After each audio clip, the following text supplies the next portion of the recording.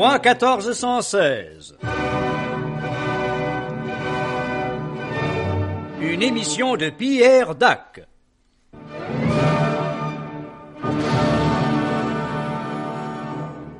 Je tiens avant toute chose à mettre les choses au point. Et moi, qu'est-ce que je fais? Oh, allez vous mettre au point, oui, ça va. Allez-y, patron. Voilà, nous sommes en pleine période de vœux et de cadeaux traditionnels. Mais nous ne vous offrirons pas de vœux et n'enverrons pas de cadeaux. Voilà une très bonne chose. C'est très bravo. Pas de cadeau. Pas de cadeaux. Mais c'est plus économique, de toute manière. Très bonne idée. Remarquez, c'est pas par égoïsme que je vous propose cette solution, que j'ai mûrement réfléchi. Par esprit d'économie.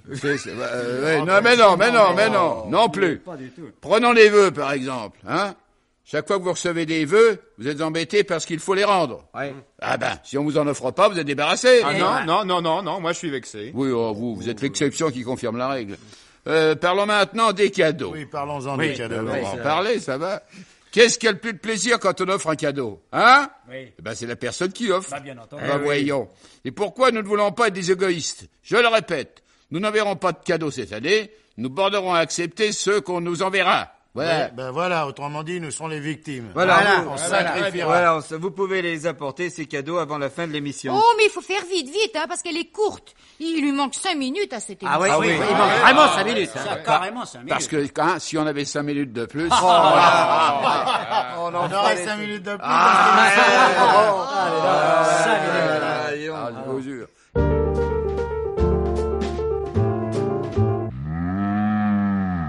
Imposé par les circonstances et à la demande de sa maman, bien sûr, voici Pierre Doris qui vous présente sa chronique en différé avec vous. Si vous n'êtes pas content, c'est la même chose. Je suis là, en tout cas. L'escargot est-il vraiment de Bourgogne? Depuis les temps les plus reculés, le seul mot d'escargot évoque la Bourgogne. Or, si l'on est certain que l'andouillette de Vire et la rillette du Mans, le doute plane sur les origines de l'escargot. En effet, l'escargot se déplace. Vous me direz que l'andouille aussi, surtout au volant des automobiles. Là n'est pas la question. L'escargot est surtout actif par temps humide, donc attiré par les régions pluvieuses. Dans ce cas, pourquoi les escargots ne seraient-ils pas de Cherbourg? Vous me direz, à Cherbourg, il y a déjà des parapluies. Et pourquoi les parapluies et les escargots ne feraient-ils pas bon ménage? On en a vu d'autres. D'abord, l'escargot n'a besoin de personne pour se mettre en ménage, le vénard. Il fait son ménage lui-même, étant hermaphrodite, quelle économie.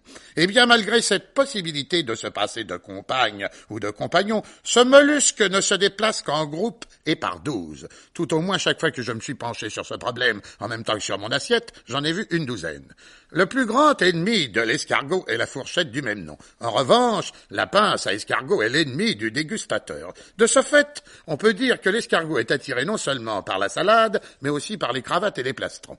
L'escargot, tel le taureau, a des cornes. Quand il prend peur, il les rentre. Le taureau aussi, mais dans le ventre du toréador. Alors, pourquoi l'escargot ne serait-il pas d'Espagne? Uniquement parce que les courses d'escargots n'ont jamais fait venir les touristes.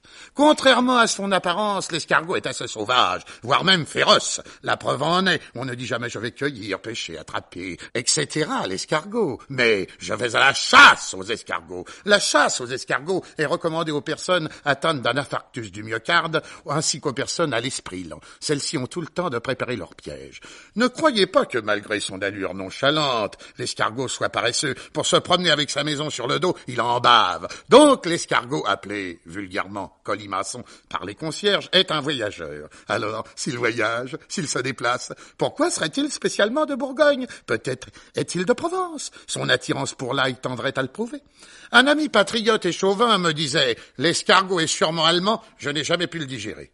Et pourquoi l'escargot ne serait-il pas apatride? Puisqu'il est déjà gastéropode, on voit bien qu'il ne fait rien comme les autres. Mais si par malheur l'escargot est américain et qu'il cherche à s'immiscer dans la cuisine française, notre pays, redevenu une grande nation, doit lui crier « Nous n'avons pas besoin de toi, retourne dans ton pays, escargot !»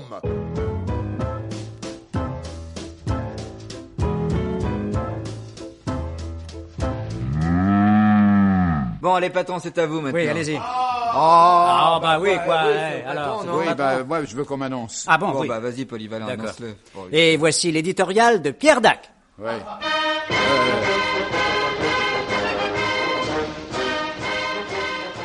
Mesdames, Mesdemoiselles, messieurs les attachés de presse, messieurs les détachés d'ambassade, messieurs les attachés de Grèce, mon général, ma tante. Qu'est-ce que c'est? Oh, ça va, vous, non?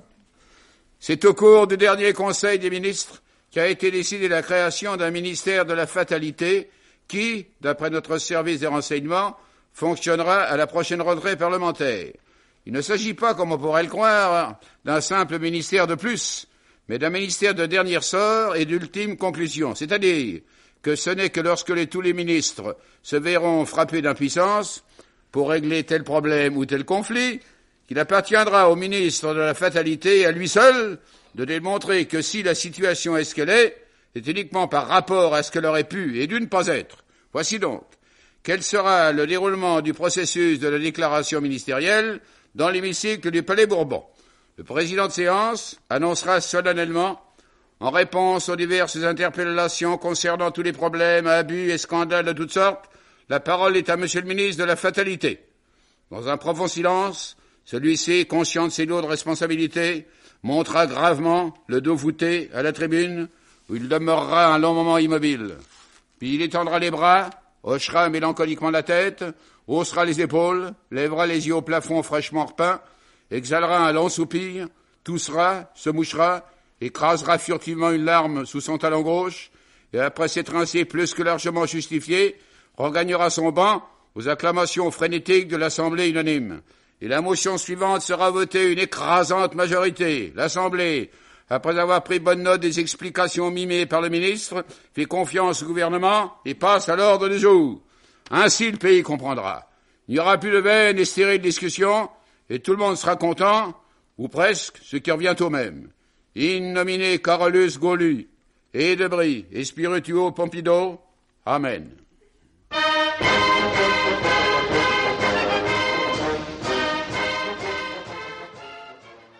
Et voici la minute de la délation par Jeanne Adèle Chaldincourt, Murteau du Chasoir de la Rivolerie.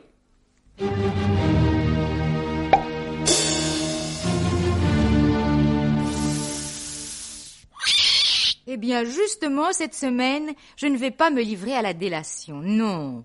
C'est du bien que je vais dire, du bien d'un garçon qui nous est cher.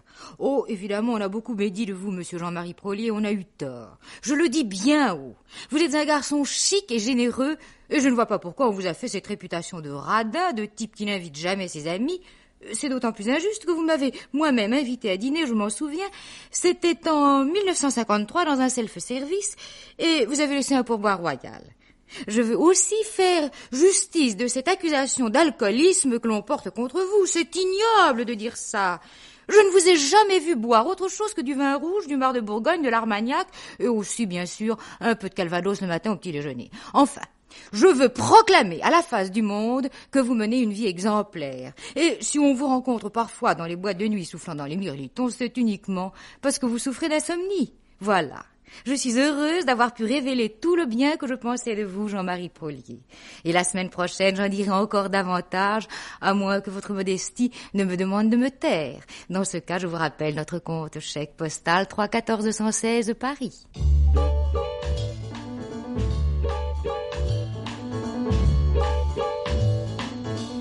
Et voici maintenant, chers amis, la chronique de Frédéric Ringard. Oui, c'est lui. Ben le voilà. Allez, Pépé. Dégagez-moi la route. Salut, Pépé. Alors. Je voudrais profiter de la proximité de la fête de Noël pour protester contre le prix de l'essence. S'il y a quelque chose de scandaleux en France, c'est bien le prix de l'essence. Oui, nous sommes entièrement d'accord. Notre essence est la plus chère du monde. Il fait froid ici. On gèle. Il fait froid. Vous pouvez pas forcer le radiateur, non? C'est quand même inadmissible de penser qu'en 64, il y a encore des gens qui souffrent du froid dans les immeubles officiels. Oui, revenons à l'essence. Au lieu de dépenser des fortunes pour refaire des expériences. nous égarons. Il faudrait mieux de chauffer les locaux de l'administration. Je vous le dis. Alors, l'essence. Allez. S'il y a quelque chose de scandaleux en France, c'est le prix de l'essence. Déjà dit, Pépé. Notre essence est la plus chère du monde. Deux lignes plus bas. Faisons un rapide calcul. J'ai froid, moi. Oh. J'ai froid. Ça va être la gifle. Alors, je voudrais une houppelande. Apportez-moi une houppelande. Une houppelande. Et une couverture pour mes jambes. Je veux une couverture pour mes jambes. C'est ça. Voilà.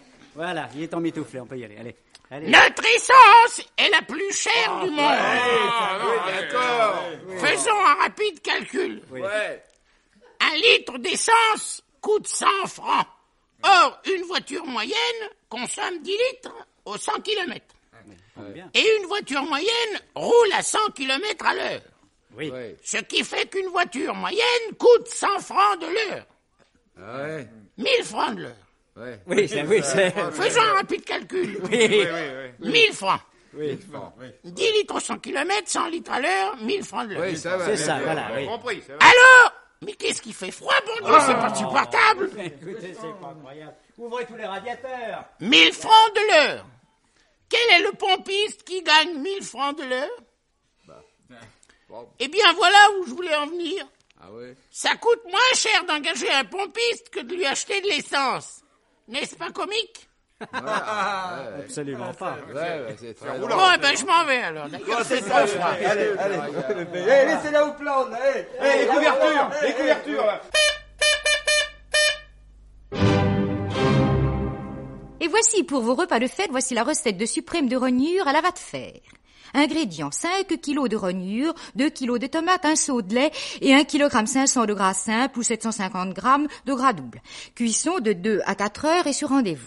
Préparation, épluchez vos rognons et vos tomates et coupez-les en tranches fines de l'épaisseur d'un gant de toilette. Étendez-les sur une planche ou sur une corde à rognure, faites-en faire une photocopie par mesure de précaution et versez le contenu de votre seau de lait dessus ou à côté selon votre degré d'habileté.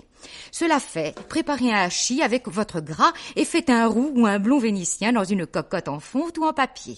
Confectionnez à part une water sauce ou sauce anglaise de la manière suivante.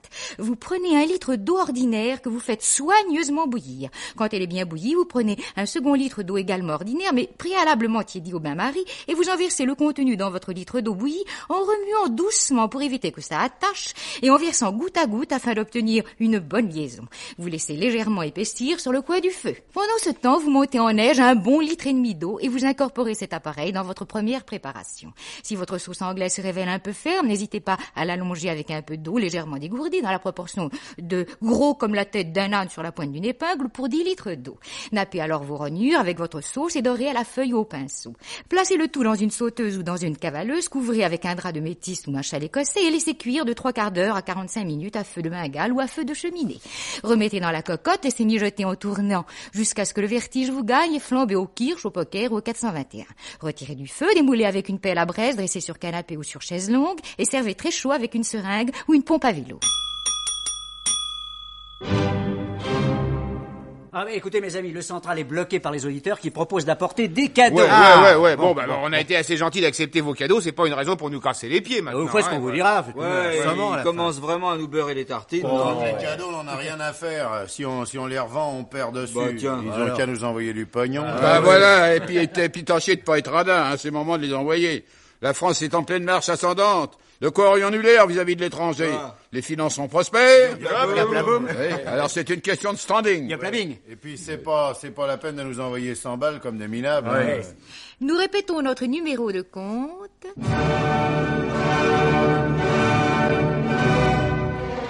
3 14 116.